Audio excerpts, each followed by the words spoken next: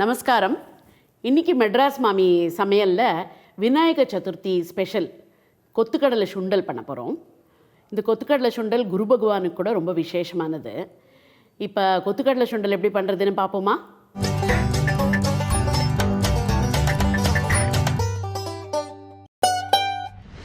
கொத்துக்கடலை சுண்டலுக்கு தேவையான பொருட்கள் எல்லாம் இப்போ பார்த்துடலாமா?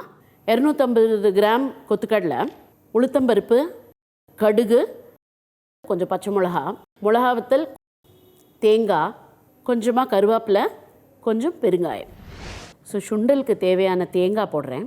சும்மா ஒரு 2 கை தேங்காய் போட்டிருக்கேன். நான் இதுலேயே கருவேப்பிலையும் போட்டு அரைச்சுட்டு போகிறேன். ஏன்னா குழந்தைகள்லாம் கருவேப்பிலையை எடுத்து வச்சிடும், சாப்பிடாது. பெரியவா கூட எடுத்து வச்சுடுறா. அதனால் அது உள்ளே சேரணுன்னா அதை அரைச்சிட்டோன்னா நமக்கு நல்லது. கொஞ்சம் ஒரு 1.5 பச்சை மிளகா போட்டிருக்கேன். நான் காரத்துக்கு ஏற்ற மாதிரி வேணும்னா நிறையா போட்டுக்கலாம். இப்போ இதை நான் அரைச்சின்னு வந்துடுறேன். ஸோ இப்போ தேங்காவை நம்ம லைட்டாக சதைச்சிக்க போகிறோம். ரொம்ப அப்படியே விழுமூனெல்லாம் அரைக்க வேண்டாம், சும்மா லைட்டாக சதைச்சிக்க போகிறோம். இதோ இப்படி இருந்தால் போகிறோம். ஸோ இப்போ அந்த கொத்துக்கடலை சுண்டலுக்கு நம்ம கொத்துக்கடலையை வேக வைக்க போகிறோம். ஒரு குக்கரில் கொத்துக்கடலையோட கொஞ்சம் ஜலத்தை போட்டு இதுக்கு தேவையான உப்பை போட்டு, இந்த உப்பு போடுற உப்பில் கொஞ்சம் பாதி தான் இதில் சுண்டலில் ஏறிக்கும். அது முங்குற வரைக்கும் ஜலம் விட்டுருக்கணும், அவ்வளோதான். இது இப்போ ஒரு 4 விசில் 5 விசில் நல்லா விட்டப்புறமா அப்புறம் எடுத்து நம்ம இதை பார்க்கலாம். ஸோ இதோட 4வது விசில். ஸோ இதோட நான் ஆஃப் பண்ணிடுறேன் அடுப்பை.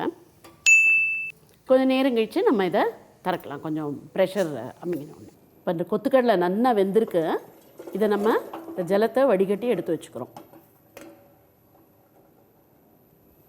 நல்லா வெந்திருக்கிறது தெரியறதா உங்களுக்கு? அமுக்கி பார்த்தா நல்லா வெந்திருக்கணும், அவ்வளோதான். ஸோ இப்போ நம்ம கொத்துக்கடலை சுண்டல் பண்ண ஆரம்பிக்க போகிறோம். நான் அடுப்பில் ஒரு கடாய் போட்டுருக்கேன்.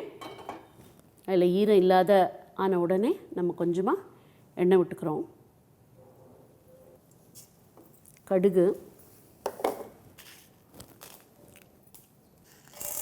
கொஞ்சம் உளுத்தம்பருப்பு, ஏற்கனவே நம்ம பச்சை மிளகா போட்டிருக்கோம்.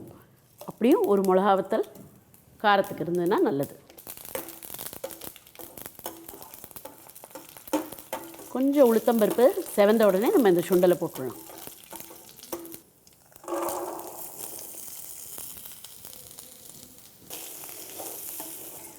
நம்ம குக்கரில் கொஞ்சம் உப்பு போட்டிருப்போம், ஆனால் அந்த உப்பு ஃபுல்லாக இறங்கியிருக்காது. அதனால் இன்னும் கொஞ்சம் உப்பு ஆல்ரெடி போட்டிருக்கிறதுனால ரொம்ப ஜாஸ்தியாக போட வேண்டாம்.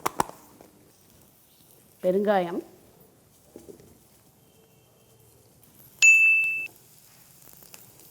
திருப்பி கருவேப்பிலையும் முதலே போட்டிருக்கோம் அந்த தேங்காய் அரைச்சதில். 2 கருவேப்பிலை இதுலேயும் போட்டுக்கலாம்.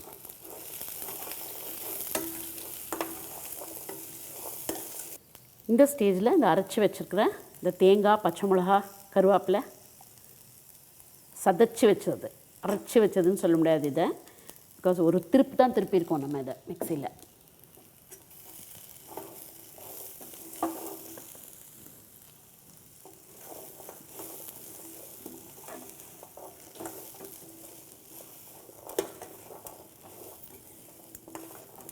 ஆச்சு, நம்ம கொத்துக்கடலை சுண்டல் ரெடி. ஸோ இன்றைக்கி மெட்ராஸ் மாமி சமையலில் கொத்துக்கடலை சுண்டல் ரெடி. இந்த கொத்துக்கடலை சுண்டல் நீங்கள்லாம் ட்ரை பண்ணி பாருங்கோ. இது ஒரு விதமான மெத்தடு. இந்த மெத்தடையும் ட்ரை பண்ணி பார்த்து நல்லா இருக்கான்னு கமெண்ட் பாக்ஸில் கமெண்ட் பண்ணுங்கோ. எங்கள் சேனலுக்கு சப்ஸ்கிரைப் பண்ணுங்கோ, லைக் பண்ணுங்க. இன்னொரு வீடியோவோடு உங்களை சந்திக்கிறேன். Until then, by.